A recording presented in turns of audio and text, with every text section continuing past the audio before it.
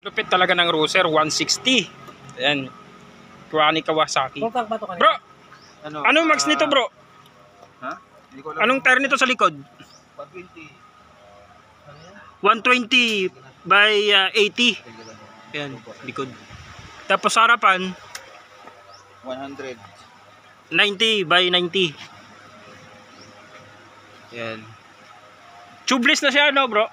Tubeless. Tubeless. Lupit talaga ng harapan. Ito yung nagustuhan ko dito sa Ruser. Yung naka-emblem sa taas niyo.